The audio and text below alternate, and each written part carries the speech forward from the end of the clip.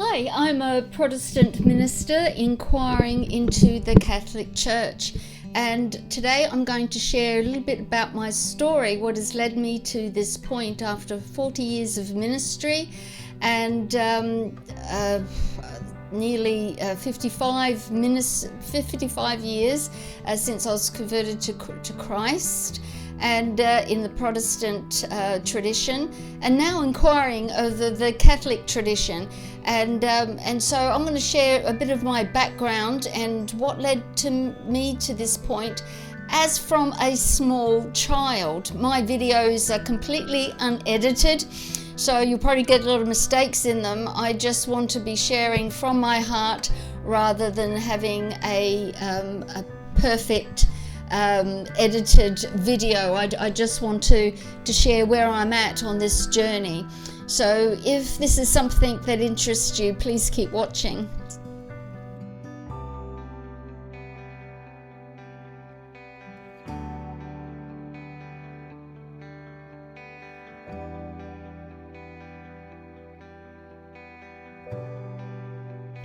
Hi, I'm Paula Rose, and this is Almost Catholic, and is because I am almost Catholic.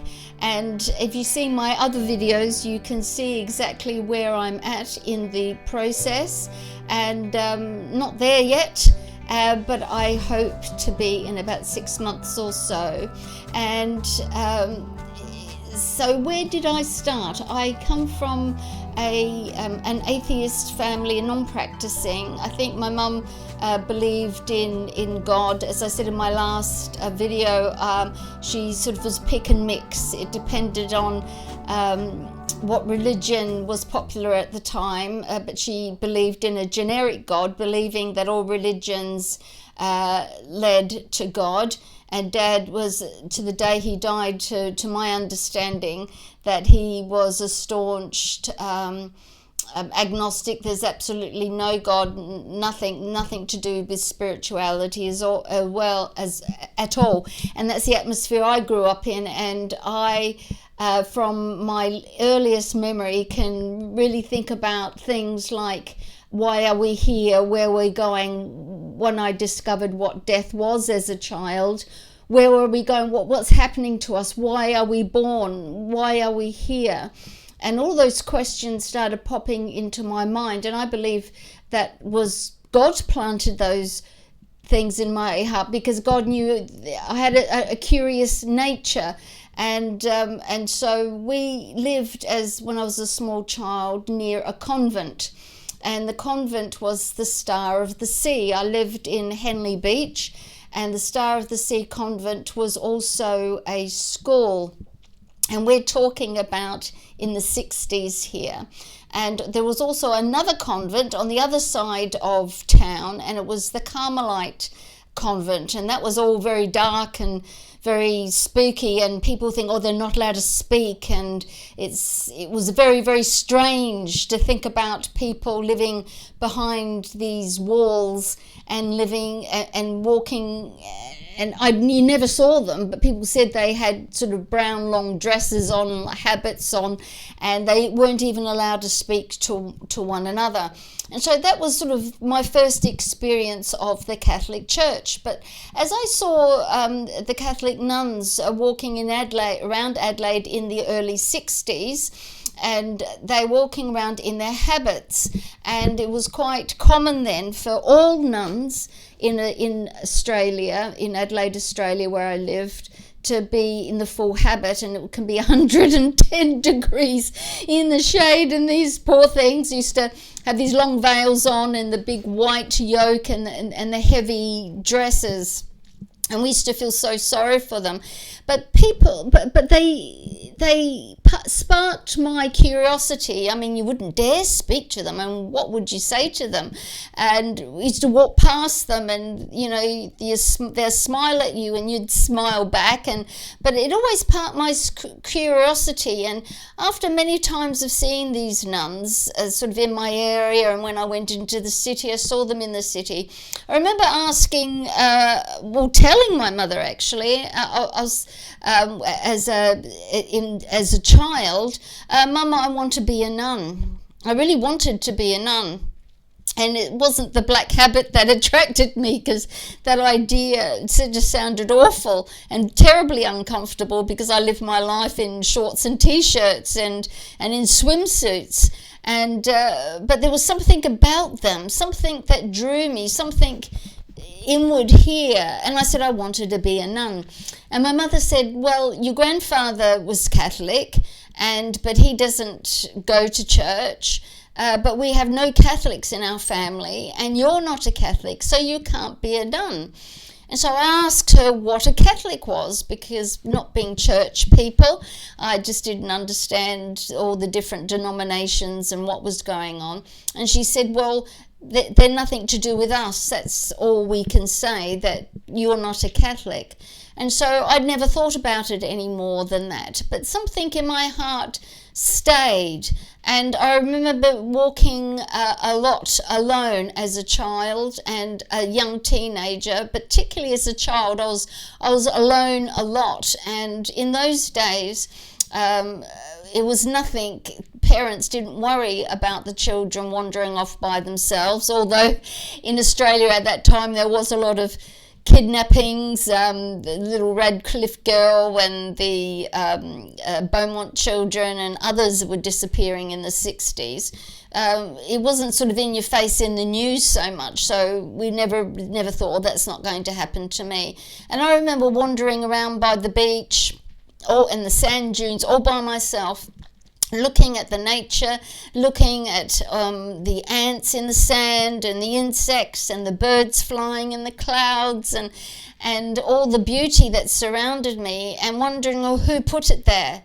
Somebody would have had to put it there. And I was told at school and at home that it just got there all by itself. It just happened. Natural selection and evolution, and something in me couldn't accept that. I didn't have the words to articulate what I was really feeling, and that was a lot of my frustration, because I didn't have the words to express what I was feeling inside, and I was finding it difficult to understand what I was feeling inside. I'm sorry, I have to hold my microphone. It's broken, unfortunately, and I have to hold it. And so I continue on as a child, and then I met a friend who became a friend, and she was Catholic, and I didn't. Well, she was pretty rough. I was rough, and she was pretty rough. But she used to go to church on a Saturday night and confess her sins, and then do what I did, and which was just live what you thought was a normal life, and everybody else was doing all the same things. And I said to her one day, I said, well, you being a Catholic and believing in God, shouldn't you be living some sort of a different life? And she said, no, we just live just like you. So I gave no mind to Catholicism after that. But this thing nagging me kept coming, and then I gave, after a conversion experience, which I've shared in one of my videos, God appeared to me in a light, and his voice, and I heard it audibly, I saw it visibly. It was during the day, to follow me. And I've never read the Bible, so I never knew those words from the Bible. And I said, show me the road and I'll follow. And this road came out of this beautiful light, which I knew was God. And the road was lit up with the same essence as the light. And the voice again said to me, follow me. And I broke down and cried and gave my yes, my fiat, gave my yes. And then I felt these physical arms around me. Nobody was there, but I felt physical arms around me. So I knew God was comforting me. And that was 1976. And since then, all through my journey till now, I've met Catholics. I've worked with Catholics as a church minister in an ecumenical setting.